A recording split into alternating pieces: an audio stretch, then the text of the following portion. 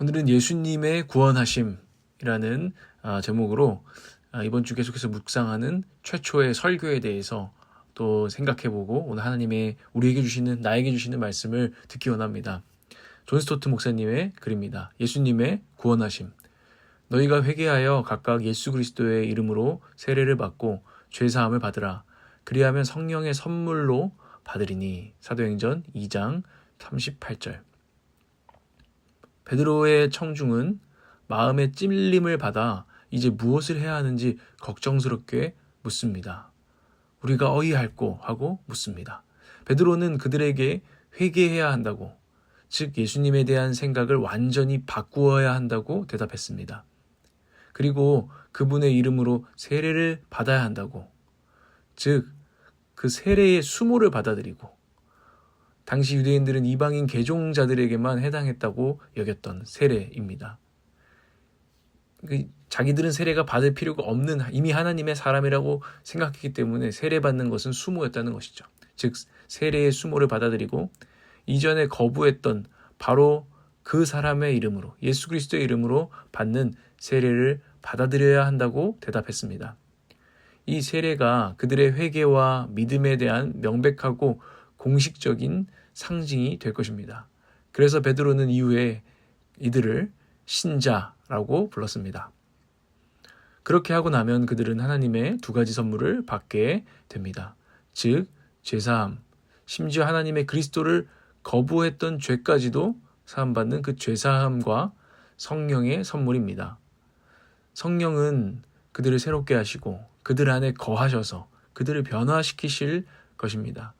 그러나 그들은 오순절 성령 강림이 사도들에게만 혹은 열흘 동안 성령이 임하시기를 기다린 120인이나 어떤 엘리트 집단 아니면 당대에만 주어지는 것이라고 생각해서는 안 되었습니다.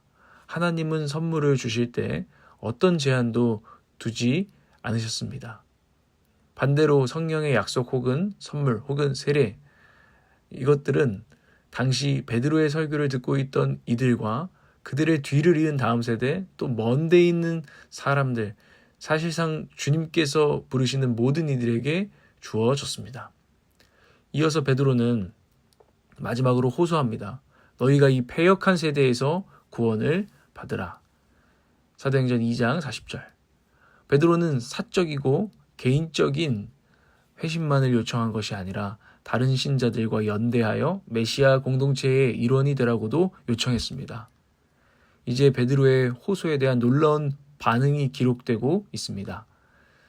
3,000명 정도가 그의 메시지를 받아들였고 세례를 받았습니다. 베드로가 약속한 대로 그들은 죄사함을 받고 성령을 선물로 받았습니다. 그러나 이때에는 겉으로 드러나는 초자연적 표적이 동반되지는 않았습니다. 최소한 누가는 강한 바람이나 불, 방언과 같은 현상을 언급하지는 않았습니다. 사도행전 2장 37절에서 41절을 읽어보십시오. 읽겠습니다. 그들이 이 말을 듣고 마음에 찔려 베드로와 다른 사도들에게 물어 이르되 형제들아 우리가 어찌할꼬 하거늘 베드로가 이르되 너희가 회개하여 각각 예수 그리스도의 이름으로 세례를 받고 죄사함을 받으라. 그리하면 성령의 선물을 받으리니 이 약속은 너희와 너희 자녀와 모든 먼데 사람 곧 우리 주 하나님이 얼마든지 부르시는 자들에게 하신 것이라 하고 또 여러 말로 확증하여 권하여 이르되 너희가 이 패역한 세대에서 구원을 받으라 하니 이 말을 받은 사람들은 세례를 받음에 이날의 신도의 수가 3,000이나 더더라. 아멘. 오늘 저는 이 존 스토트 목사님의 글과 본문을 묵상하면서 저와 여러분에게 또 어떻게 적용해야 될지 좀 가이드를 드립니다. 구원받은 신도, 저와 여러분 구원받은 신자인 줄 저는 믿습니다. 예수 그리스도의 이름으로 세례를 받으셨죠? 아마 대부분 그러실 것입니다. 그 세례를 기억해 보자는 것입니다. 세례를 기억해야 한다는 것입니다. 세례받던 순간과 그 세례의 의미가 날이 갈수록 그것이 과거의 일이 아니라 오늘 기억할 때 새로운 일이 되어지기를 원합니다. 세례는 예수 이름 앞에 회개한 기억입니다. 예수 이름 앞에 무릎 꿇은 기억입니다. 예수 그리스도를 내 중심에 있는 보좌에 앉으시도록 환영하는 것입니다. 저희 교회도 환영 형제가 있는데 웰컴 하는 것입니다. 주님 오십시오. 무릎을 꿇고 그분께 그냥 손님으로 초대하는 것이 아니라 내 중심에 있는 보좌의 왕으로 그분께 내 삶을 내어드리는 것이 세례요 회개의 본질입니다. 그분께 사실은 무관심했던 자가 또는 늘 예수님 이름도 많이 듣고 신앙생활도 해왔지만 사실은 그분을 중심이 아닌 늘 변두리에 두었던 사람이 혹은 나 예수 너무 싫어, 교회 너무 싫어, 기독교도 싫고 복음도 다 싫어 하면서 나의 세계에서 그분을 내쫓고 거부했고 유대인들처럼 십자가에 못 박아버렸던 자들이 무릎을 꿇고 주님을 예수 그리스도를 인정하는 것입니다. 예수 그리스도 주님을 제가 몰랐습니다. 제 죄를 용서해 주시고 세례의 물로 정결케 하시고 씻어 주십시오. 죄사함을 허락하여 주십시오. 라고 고백하는 것이죠. 예수님을 십자가에 못 박았던 유대인들이 그 예수 그리스도의 이름 앞에 세례를 받을 때 어떤 심정이었을까요? 참 민망하기도 하고 자존심이 조금 상할 수도 있습니다. 내가 그동안 그렇게 했던 자기의 관성이 있었을 테니까요. 그런데 거기에 무릎을 꿇고 환영합니다 주님, 영접합니다 주님 이라고 했던 심정이 어땠을까요? 그리고 그들은 그들이고 저희도 사실 예수님께 무관심했고 변두리에 두었고 혹시 그분을 박해했던 그런 사람들, 그들과 별로 다를 것이 없었던 자들이 아닙니까? 제가 그런 사람들이었습니다. 그런데 저는 세례받은 자입니다. 그분께 무릎 꿇기로 한 자입니다. 그것을 기억해야 된다는 것이죠. 회개의 세례를 기억하십시오. 그 결과 우리에게 왔던 죄사함의 자유를 떠올려 보십시오. 저도 예수님께서 내가 너의 죄를 사한다, 내가 너의 죄를 위해 죽었다, 내가 너를 용납한다 라고 하셨을 때, 내가 너를 의롭다고 한다고 하셨을 때, 그 죄사함을 받았을 때의 자유, 정말 그 은혜를 제가 기억해 봅니다. 또 그 결과 예수님께서 제게 약속하신 성령을 보내셨다는 것, 그래서 내 안에 그 성령께서 내주하고 계심, 동거하고 계심을 기억해야 된다는 것을 세례와 함께 기억하게 됩니다.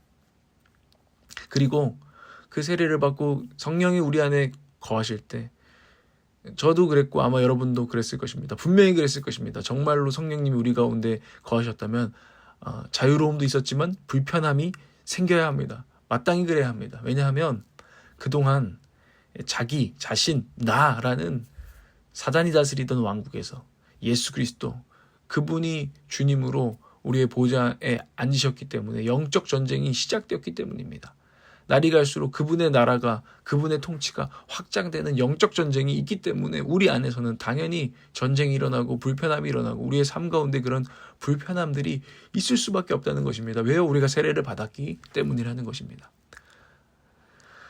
그러나 기억하십시오. 이 또한 처음에는 불편함이죠. 그런데 결국에는 그 불편함의 과정은 결국 자유케 되는 과정, 주님 그리스도께서 우리의 삶을 온전히 통치하시고 그것 가운데 놀라운 영적인 풍성함을 주시는 과정이라는 것을 우리가 또 기억할 수 있어야 합니다.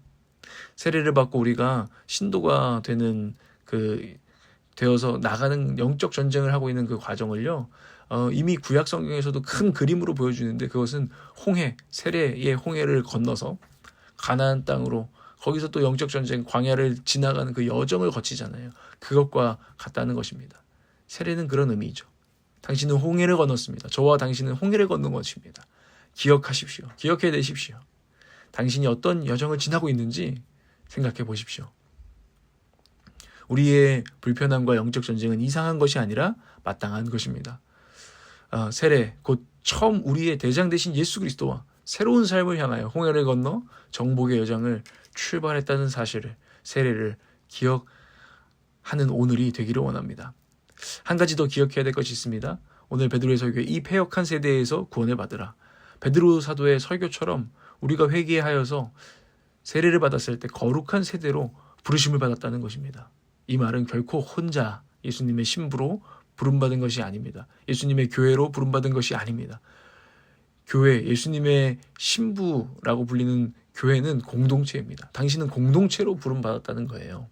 저와 여러분은 그리스도의 몸, 그 일부, 그 공동체로 부름을 받았다는 것입니다. 공동체에 속하지 않고도 혼자 광야도 통과하고 영적 전쟁도 수행할 수 있다고 자만하는 분들이 그렇게 헷갈려하는 분들이 없기를 바랍니다.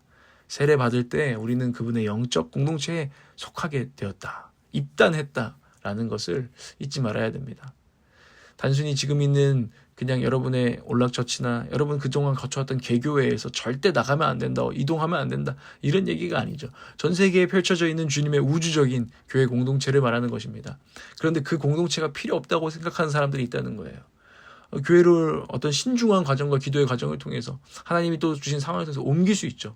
또 지금 저와 함께하는 여러분도 충분히 다른 교회에 가실 수 있죠. 그런데 이 공동체를 떠나서 공동체 없이 그냥 나 혼자 그냥 우리 가정끼리 공동체 없이 신앙생활 하겠다, 그건 아니라는 것입니다. 당신이 세례받은 자이지 않습니까?